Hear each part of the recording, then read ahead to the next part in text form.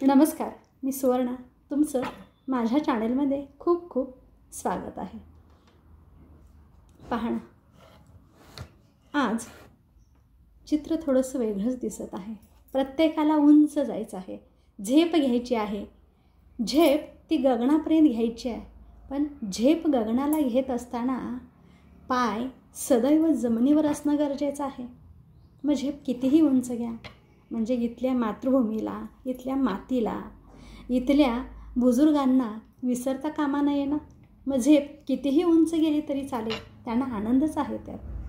पहा ना, मला सांगा वाटतं आहे की आज कार्यालय क्षेत्रात जर पाहिलं तर एक आव्हानच आहे. तर ते आव्हान कोणतं आहे?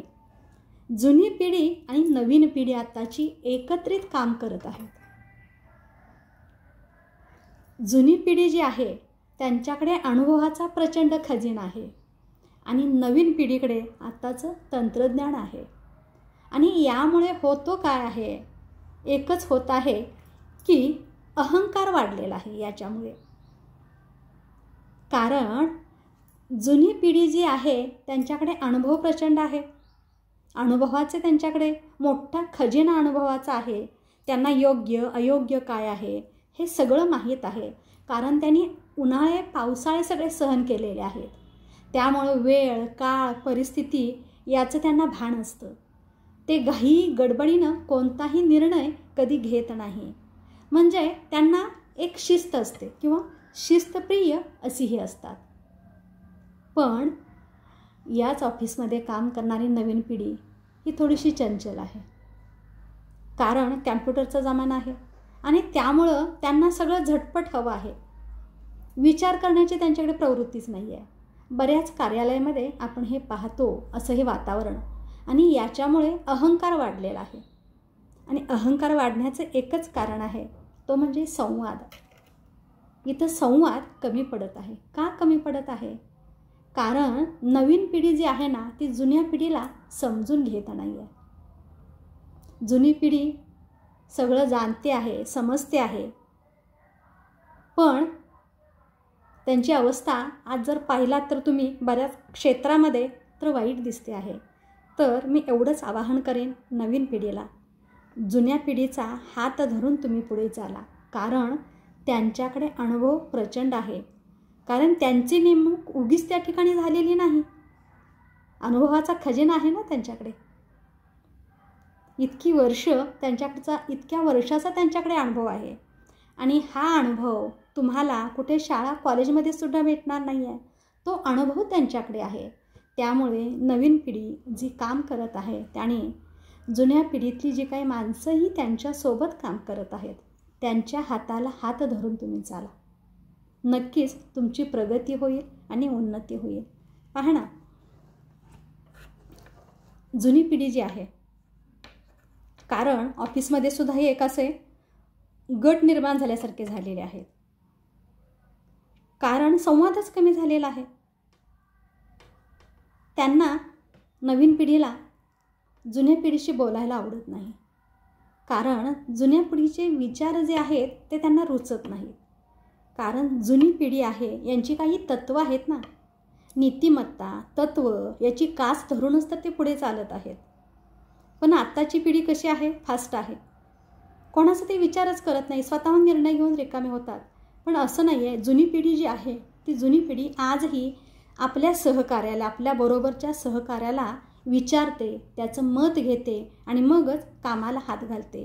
पण आजची पिढी अशी नाही आहे. स्वतःहून काम करते आणि मग कसलाच अनुभव नसतो आणि असंख्य चुका होतात. जरी कॅम्प्युटर असलं, जरी कॅल्क्युलेटर असलं, जरी काय त्यांच्याकडे असलं तरी त्यांच्याकडे असंख्य चुका होत असतात. अदब जी म्हणतो ना ती अदब इथं कमी दिसते आहे. म्हणजे सगळीच लोक असतात असं नाही आहे. पण बऱ्यापैकी 50% लोक जे नवीन पिढीतील आहेत ती अशीच प्रवृत्ती इथं दिसते आहे. बऱ्याच ऑफिसमध्ये बघा, मग शाळेमध्ये बघा, कॉलेजमध्ये बघा, इतर कंपनीत बघा किंवा इतर कोणतंही ऑफिस बघा, तुम्हाला हेच चित्र दिसेल प्रत्येक ठिकाणी की समजून घेण्याची प्रवृत्ती कमी आहे. पण एक लक्षात ठेवा, त्यांच्याकडे अनुभवाचा खजिना आहे. असंख्य उन्हाळे पावसाळे त्यांनी सहन केलेले आहेत. अगदी तावून सुलाखून ते निघालेले आहेत.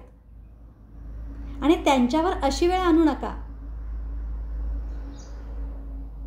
पदोपदी मग त्यांना अवमान केल्यासारखं ही नवीन पिढी बोलते आहे त्यांच्याशी. अशी त्यांच्यावर वेळ आणू नका. कारण काही माणसं आता ती रिटायरमेंटला आलेली आहेत. त्यांना मग असं वाटतं की इथं थांबण्यापेक्षा ही नोकरी करण्यापेक्षा सोडून दिलेली बरी. म्हणजे अशी वेळ त्यांच्यावर आणू नका. तुम्ही फार मोठं पाप करत आहात. जर खरंच त्यांच्या हाताला हात धरून चाललात तर तुमच्याही अनुभवामध्ये भर पडेल.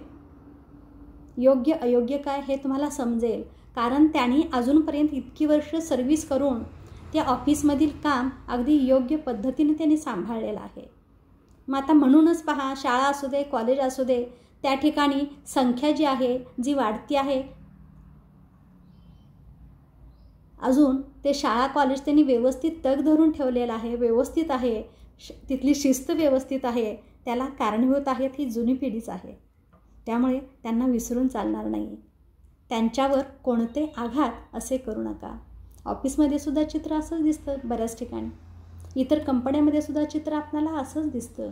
त्याच्यामुळे या वडीलधाऱ्या माणसांच्या हाताला हात धरून चाला. तुम्ही असं समजा की तुमच्याच घरातील तुमचे आई वडील ऑफिसमध्ये काम करत आहे. त्यांच्यासोबत सुद्धा नवी पिढी आहे. मग त्यांच्यासोबत हे असंच घडत असेल याचा विचार का नाही तुम्ही करत? याचा विचार जरूर केला पाहिजे. कारण तुमच्याही घरी नोकरी करणारे कोणी ना कोणी तर आहेच ना. तुमचे आईवडील बुजुर्गच आहेत ना ते. मग अशा वेळेला दोन्ही पिढीचा मेळ घालणं गरजेचं आहे. जुनी पिढी कधीही समजून घ्यायला तयार आहे. आपला अनुभव ते दुसऱ्याला सांगण्यास तयार असतात ते.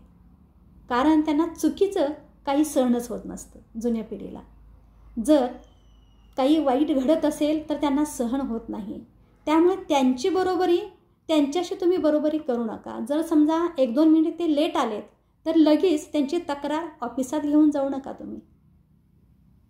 कारण त्यांच्या वयाचा आणि तुमच्या वयाचा विचार करा. दोन्ही वयामध्ये तफावत आहे याचा विचार करा. त्यांना समजून घेण्याचा प्रयत्न करा. जर तुम्ही त्यांच्या हाताला हात धरून चाललात तर तुमचीच प्रगती होणार आहे. तुमच्या ज्ञानात भर पडणार आहे. नाहीतर आजची पिढी जी आहे ना, एक घाव दोन तुकडे असे करून रिकामे होतात. अहंकारी असतात. अहंभाव त्यांचा जागृत झालेला असतो. त्यांचा स्वाभिमान असतो. जुन्या पिढीतील जरी काही माणसं बोललीत आपल्या ऑफिसमध्ये तर त्याचा सुतावरून ते स्वर्ग गाठतात. ते काहीतरी सांगण्याचा प्रयत्न करत असतात. योग्य काय अयोग्य काय ते समजून घ्यायचा तुम्ही प्रयत्न करा. सुतावरून स्वर्ग गाठू नका. आणि कुठेतरी ताळमेळ होणं गरजेचं आहे. कारण आपण ज्या देशात राहतो, ज्या देशात वाढतो तिथं काही नीतिमत्ता आहे, तिथले काही तत्त्वज्ञान आहे, याचं तुम्ही पालन करा. आणि हीच शिकवण घेऊन ती पिढी तुमच्यासोबत काम करते आहे. त्यामुळे त्यांची अवहेलना तुम्ही करू नका. नाहीतर आपण दुसऱ्याचं मन दुखावतो ना, तेव्हा आपणाला तो त्रास होत असतो. त्याचं प्रायश्चित्त भोगावं लागत असतं. हे लवकर कळणार नाही तुम्हाला. फार वेळ झालेला असेल त्यावेळेस काही हातात नसतं. कारण आपल्यासोबत काम करणारी माणसं जरी वयस्कर असली ना तरी ती सचोटीने राहत असतात. त्यांच्याकडे द्वेष भावना नसते. कारण त्यांना काम हेच प्रिय असतं. आपलं काम प्रामाणिकपणे करणं हे त्यांचं कार्य असतं. आणि कामावर त्यांची निष्ठा असते. कामाशी ते एकनिष्ठ असतात. आपण आणि आपलं काम हेच त्यांना महत्त्वाचं असतं. आजूबाजूला काय चाललेलं आहे याच्याकडे ते लक्ष देत नाहीत. फक्त जे चांगलं आहे तेवढंच ते घेत असतात आणि जे वाईट आहे ते सोडत असतात. त्याच्यामुळे त्यांच्यावर अशी वेळ आणू नका तुम्ही की त्यांना तुमच्या या वर्तनामुळं नोकरी सोडावी लागेल, आणि हे फार मोठं पाप असेल. ते कशानंही धुतलं जाणार नाही. पहा, आज बरीच जण येतात, सांगतात, बरेच सहज बसल्या बसल्या गप्पा होतात, तेव्हा कळतं बऱ्याच गोष्टी की आज ऑफिसमध्ये असं झालं, परवा ऑफिसमध्ये असं झालं, ती नवीन कोणीतरी आलेली आहे व्यक्ती, ती अशा पद्धतीनं तिचं काय म्हणजे वेगळंच वर्तन आहे, फार स्वतःला म्हणजे शाणी समजते, काही विचारतच नाही आहे, स्वतःहूनच सगळे निर्णय घेते आणि चुकीच्या गोष्टी सगळ्या करत असते वगैरे वगैरे. बरेच जण येतात, सांगतात. परवाच 8 दिवसापूर्वीच एक स्त्री आली होती, म्हणजे दारावर ती वस्तू विकणारी बाई होती आणि तीच बरंच काही सांगत होती. कारण ती बाई आहे, किती वर्षाचा तिच्याकडे अनुभव आहे, आणि आत्ताच्या मुली आलेल्या ती सांगत होती कशा पद्धतीचे आहे, आम्हाला काही विचारत नाही, काही नाही, आणि त्यामुळे त्यांचंच नुकसान होतं आणि त्यांना मग बॉसचं ऐकून घ्यावं लागतं. कारण जी काही माहिती असेल, जी काही माहिती भरायची असते, बरंच काही काय असतं ना, ते त्यांना माहीत नसतं नेमकं काय आहे किंवा कुठली माहिती आहे, कशा पद्धतीने काय भरायचं आहे. फक्त कॅम्प्युटर झालं आणि तंत्रज्ञानाचं ज्ञान आलं म्हणजे अनुभव वाढला असा होत नसतो ना. तो अनुभव घेण्यासाठी जुन्या माणसांचीच गरज आहे ना. याचा विचार करत नाही आणि ती बरंच बाई काय सांगत होती, आणि खरंच अगदी ती बाई आपल्या तत्वाला ठाम अशी होती. म्हणजे आपलं जे काम आहे ते आपण आपलं काम एकनिष्ठेनं करायचं. पहा, म्हणजे कामावर आपण प्रभुत्व निर्माण करायचं आणि 4 माणसांना सोबत घेऊन जायचं. अशा पद्धतीनं बरंच काही ती सांगत होती. कसे वाटले विचार अवश्य आणि अवश्य सांगा. इथे एकच सांगा वाटतं, एक 4 ओळी माझ्या. दगड असला जरी पाषाणाचा, दगड असला जरी पाषाणाचा, माथा टेकतो सदैव मानवाचा, माथा टेकतो सदैव मानवाचा. कळस असला जरी सोन्याचा, कळस असला जरी सोन्याचा, हात न लागतो कोणाचा, हात न लागतो कोणाचा. बुजुर्ग माणसं म्हणजे हे पाषाण आहे, आणि तिथं माथा हा टेकलाच जातो, आणि नवीन पिढी हे सोनं आहे, पण तिथं हात कोणी लावायला त्याला जात नाही, कारण माहीत आहे याच्यापासून आपणाला त्रासच होणार आहे. त्यामुळं काही गोष्टी समजून घ्यायच्या असतात आणि समजूनच चालायच्या असतात. धन्यवाद.